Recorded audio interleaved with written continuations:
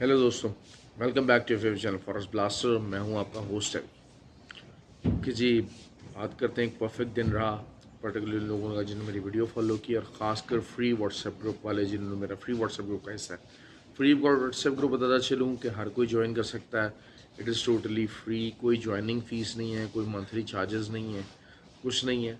और जो free WhatsApp group है वो ना सिर्फ एक सिग्नल ग्रुप है बल्कि एक एनालिसिस बेस्ड ग्रुप है, और जिसमें पूरा कुछ टी और हर चीज़ शेयर हो रही होती है। नॉलेज बेस्ड चीज़ें डिस्कस हो रही होती हैं कि सिग्नल बन किन बेसिस के ऊपर आया, क्या हो रहा है, क्या चीज़ें उनको इम्पैक्ट कर रही हैं, फंडामेंटल कैसे रिएक्ट कर रहे हैं। मैं आपको पता है, जिस तरह हमेशा से मानता हूँ कि ट्रेडिंग जो है वो उनके तीन पहलू हैं। एक फंडामेंटल साइड है, एक है वो टेक्निकल साइड है, और एक psychological fear and greed and risk management है। तो ये तीनों चीज़ें मिल के जो है एक ट्रेडर बनता है, और आपने बीइंग अ कामयाब ट्रेडर इन तीनों चीज़ों को आपने इम्पैक्ट करना होता है। तो असल जो चीज़ है वो ये चीज़ है कि इन तीनों चीज़ों को हल्के से उस फ्री व्हाट्सएप ग्रुप में आपको काफ़ी कुछ सीखने को मिलता है। आप भी ज्वाइन कर सकते हैं।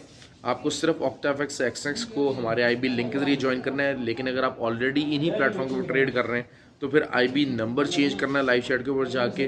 वो नंबर्स भी नीचे वीडियो डिस्क्रिप्शन में दिए हुए मौजूद हैं, आप उन्हीं को जो है वो जाके कर सकते हैं। मेरा व्हाट्सएप नंबर वीडियो के डिस्क्रिप्शन में मौजूद है, मुझसे रब्ता कर सकते हैं for the further guidance. Okay ji. और जो है वो बात कर लेते हैं जी कल मार्केट की। मार्केट जिस तरह मैंने जो की लेवल बताया था आपको गोल्ड का, और गोल्ड का जिस तरह मैंने बताया था कि फंडामेंटल डाटा मौजूद है, वो काफ़ी इम्पैक्ट कर सकता है।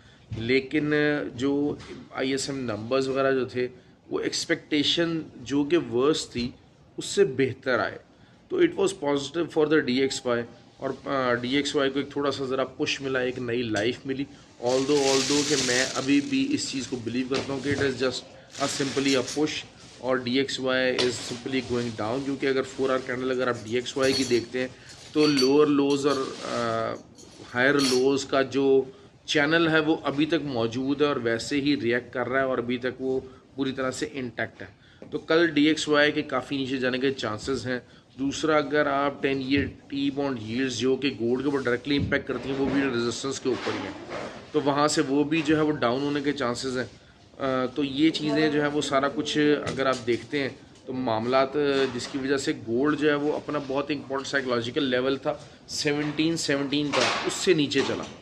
अब मैंने आपको क्या कहा था कि 1717 इज़ द एरिया कि अगर आप वहाँ तक आपको मार्केट आती है तो फिर आप वहाँ से जो है ना वो बहुत इंपॉर्टेंट एरिया है। वहाँ पर मार्केट आई, दोबारा 1727 रीटेस्ट हुआ, और वहाँ से रिजेक्शन आई, तो फिर पता लग गया था कि 1717 भी नहीं रुकने वाला है। और फिर मार्केट जो अगला लेवल था 1707, वहाँ तक मार्केट आई और सेलिंग का एक भरपूर मौका मिला।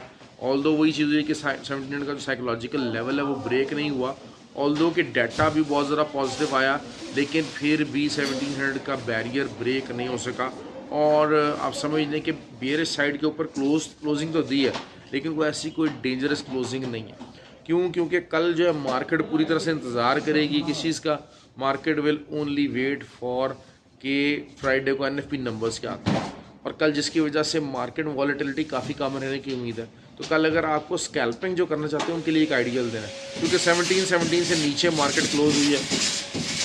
मार्केट 1717 का जो लेवल है उससे नीचे बंद हुई है, और जो कि इंडिकेट करता है कि जनाब अच्छा जी मार्केट कल 1707 और 1727 इस पूरे चैनल को ब्रेक करना मुश्किल है, 1700 बल्कि कह ले। तो शायद थोड़ा सा मैं उसको सेलिंग की तरह ज़रा मार्जिन दूंगा स्टार्ट के टाइम पे।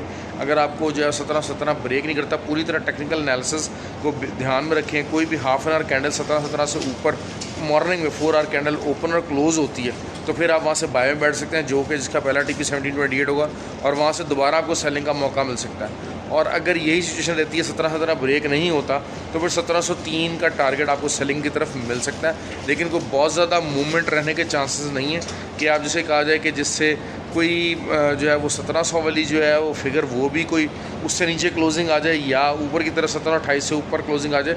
Basically the market would be waiting for the only one thing, and that is NFP numbers. NFP numbers क्या आते हैं, ऑल्दो के जो है वो बहुत ज़्यादा इंपॉर्टेंस इख्तियार कर गए, तो कल आपको स्कैल्पिंग का बेहतरीन मौका देंगे। यूरो जो है, क्योंकि मैं बता रहा हूँ कि DX थोड़ा सा डाउन रहने के चांसेस हैं। आज ऑयल ने जो है वो oil was our super hero. Oil का जिस तरह मैंने बताया था एग्जैक्टली क्रूड ऑयल की वही ट्रेड रही। 88 ऑल्दो ब्रीच नहीं हो सका, बट 87.74 तक का एरिया गया, मैंने आपको कहा था कि 87 हमारा TP1 होगा और 88 तक होगा। कल बहरहाल देर एवरी पॉसिबिलिटी के जनाब अगर थोड़ा बहुत ऑयल रिट्रेस भी करता है तो just keep it at the buying, और 90 तक का एरिया जो है ना वो उस चीज़ की तरफ आपको लेके जा सकता है। दूसरी बात यह है कि जो ऑयल के साथ हमेशा जो रिलेटेड करेंसी होती है वो हमेशा कैनेडियन डॉलर होती है।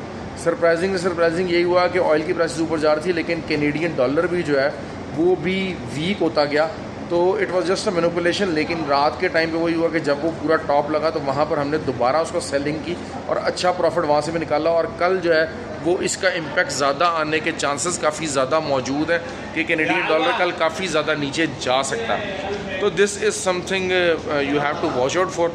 और जो फॉरेक्स मार्केट है यूरो जो है, मैंने आपको ये बात कही है कि 99 और फिर NFP का नंबर का इंतज़ार है, लेकिन स्कैल्पिंग की तरफ रहेगा। बहुत ज़्यादा मूवमेंट एक्सपेक्टेड नहीं है, बहुत हाई इम्पैक्ट डाटा कल मौजूद नहीं है। ऑल्दो लो इम्पैक्ट डाटा ज़रूर है जो कि आपको जो है वो मार्केट को मैनिपुलेट कर सकता है और आपको इन्फॉर्म कर सकता है कि जी कल ट्रेड कैसे करनी है। तो आई होप कि यू लाइक द वीडियो, और प्लीज़ लाइक कीजिए, शेयर कीजिए और कमेंट कीजिए। Thank you very much.